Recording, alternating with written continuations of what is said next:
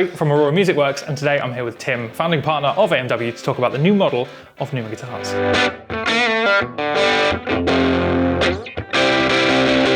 Can you give us a brief history of Newman Guitars? I certainly can, but it will be brief because there's a long history, as you can imagine. So essentially, Ted Nugent-Jones was the first ever guitar tech. He hustled his way into the Rolling Stones and was their guitar tech during the 1970s.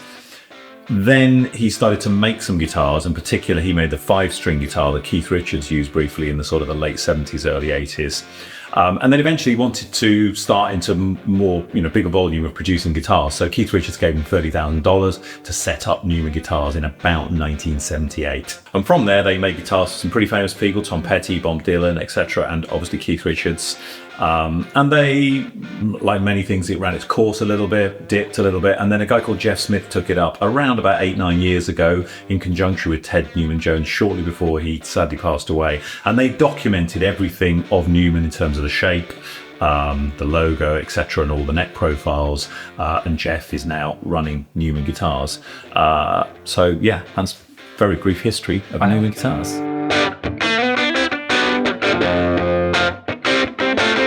How did AMW get involved with Newman Guitars, and what's the relationship like? Yeah, so it's an amazing relationship, and the connection was around pickups. Obviously, Aurora Music Works owns Cream Tea Pickups. We manufacture pickups, and we make a lot, as is well documented, for Billy Gibbons.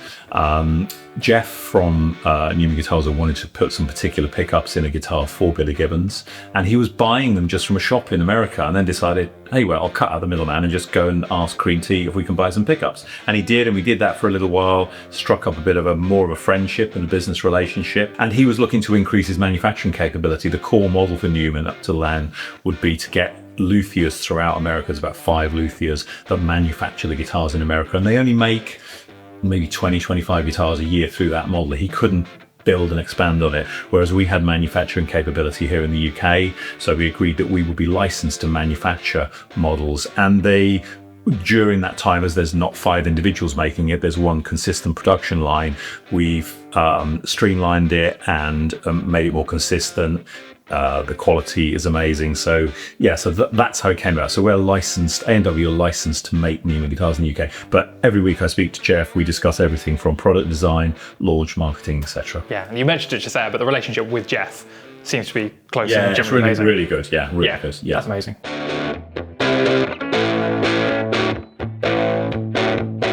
So with that, what are the highlights of the relationship so far? There's probably one key highlight, and that was around about autumn last year, or fall, as we may refer to it. Billy set us the goal of producing a guitar and a bass in about 40 days and getting into him at the Ruoff Stadium in America, which we did. We produced the guitars. We'd never made a bass before, so we used the Newman guitar and bass matching. Took it to the Ruoff Stadium, gave them to Billy's tech at the lunchtime, and in the evening, himself and Elwood played them in front of 25,000 people on their encore. So definitely a highlight. Yeah, wow.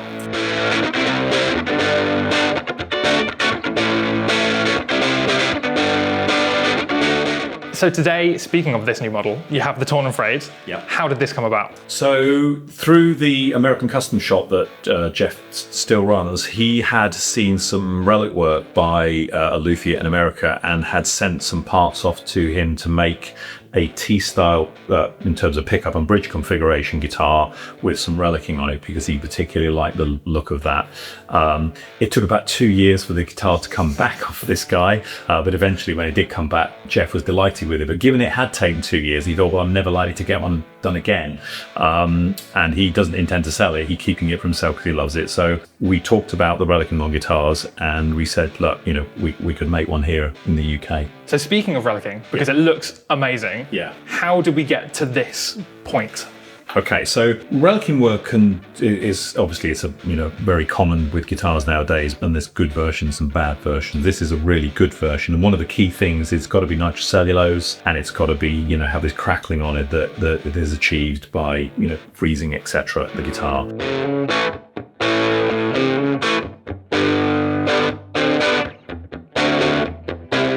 So this guitar, Relicking, looks amazing.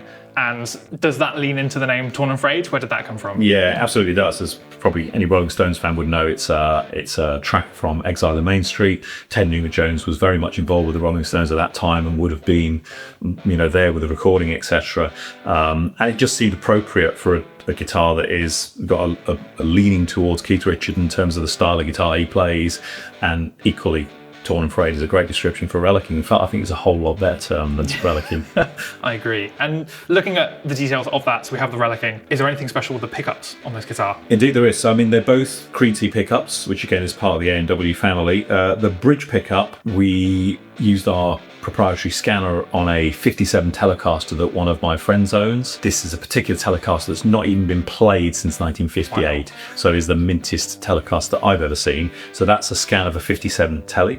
And then this pickup was actually developed for Keith Richards some probably 15 years ago, when he challenged the founder of Cream Tea to make essentially two Telecaster pickups, and you put it in his McCord guitar, so that it was a humbucker, but in the guise of the two Telecaster neck pickups stuck together. And then in addition to that, which Keith didn't have on his, we have a coil tap option on this as well. So we've got a 57 replica Tele, and then we've got the Keith Richards. This particular pickup's called the Banger and Mash. So yeah, so the pickups are pretty cool in this. Yeah.